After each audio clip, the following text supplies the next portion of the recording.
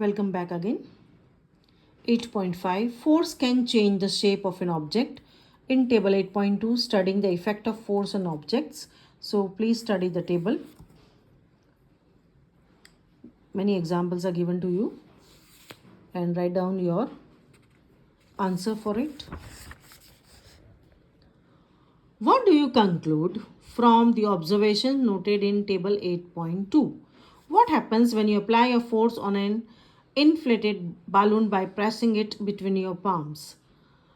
In all these examples, you saw that the application of force of an object may change its shape, may make an object move from rest, may change the speed of an object if it is moving, may change the direction of motion of an object, may bring about a change in the shape of an object, or may cause some or all of these effects.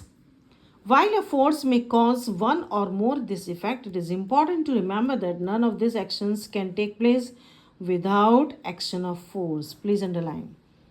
Contact forces, in that we have to study. The first one is muscular force.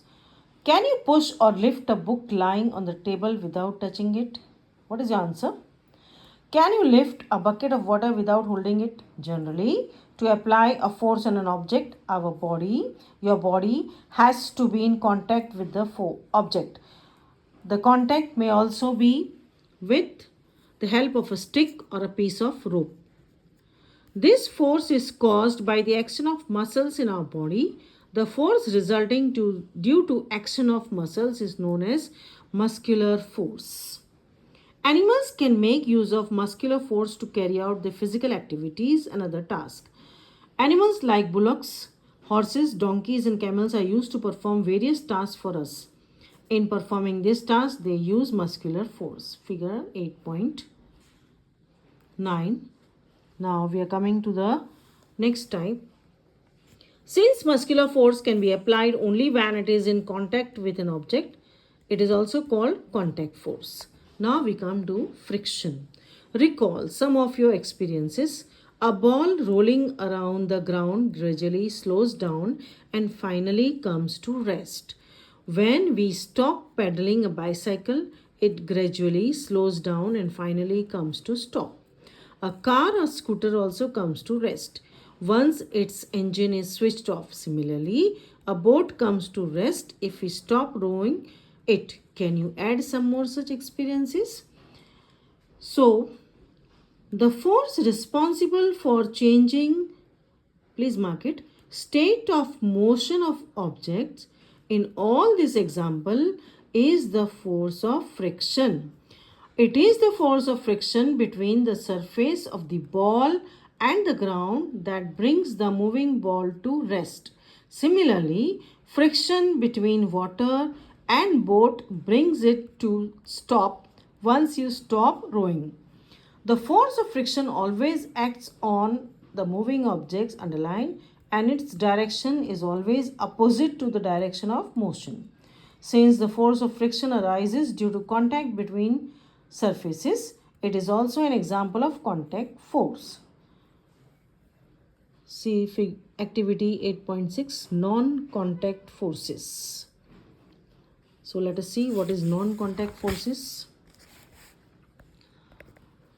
Does the magnet on the rulers begin to move when the other magnet is brought near it? Does it always move in the direction of the approaching magnet? So what do you say? A magnet can exert a force on another magnet without being in contact with it. The force exerted by a magnet is an example of non-contact forces. Okay? The force exerted by a charged body on another charged or uncharged body is known as electrostatic force. Next, we have gravitational force.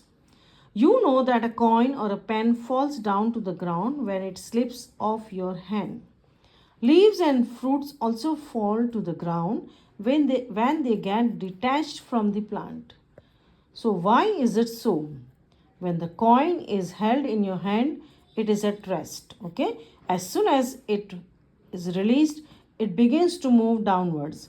It is clear that the state of motion of coin undergoes a change. Objects or things fall towards the earth magnet because it pulls them. This force is called force of gravity or just gravity. This is an attractive force. Underline, the force of gravity acts on all objects. Gravity is not a property of the earth alone. In fact, every object in the universe, whether small or large, exerts a force on every other object. So this force is referred to as gravitational force. Now we are going to pressure. Is there any relation between pressure and force? Let us find out. Try to push a nail into a wooden plank by its head. Did you succeed? Try now to push the nail by the pointed end. Could you do it this time? See the figure. Try cutting vegetables with a blunt knife and than with a sharp knife. Which is easier? Do you get the feeling that the area over which the force is applied, for example, the pointed end of the nail, plays a role in making this task easier? Please mark it. The force acting on a unit area of a surface is called pressure. So pressure could be defined as force upon A. F upon A, force upon area. Okay.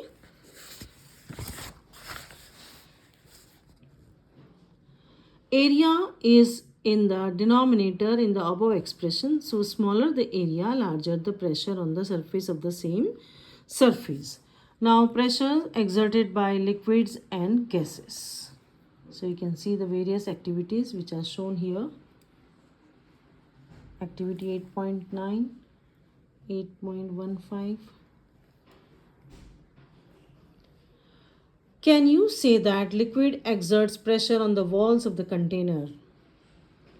When you inflate a balloon, why do you have to close its mouth? What happens when you open the mouth of an inflated balloon? Suppose you have a balloon which has holes. So just imagine what will happen. If not, why? Can we say that air exerts pressure in all directions? So we find that gases too exert pressure on the walls of the container. Atmospheric pressure. There is air all around us. This envelope of air is called atmosphere. The atmospheric air extends up to many kilometers above the surface of the earth. The pressure exerted by this air is known as atmospheric pressure. Please underline the definition. See the various activities done. A rubber sucker pressed on a surface. When you press the sucker, most of the air between its cap and the surface escapes out. The sucker sticks to the surface because the pressure of the atmosphere acts on it. To pull the sucker off the surface, applied force should be large enough to overcome this atmospheric pressure. The force due to air in a column of height of atmosphere and area of 15 centimeter into 15 is nearly equal to the force of gravity of an object of mass 225 kg, that is 2250 newtons.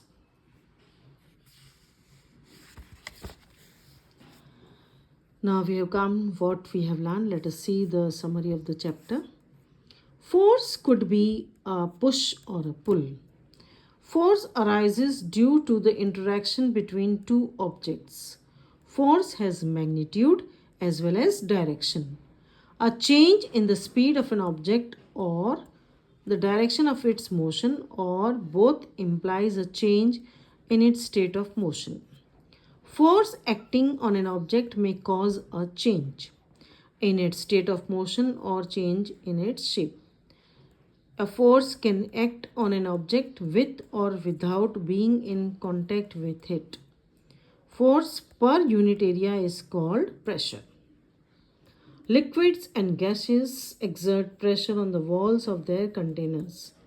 The pressure exerted by air around us is known as atmospheric pressure.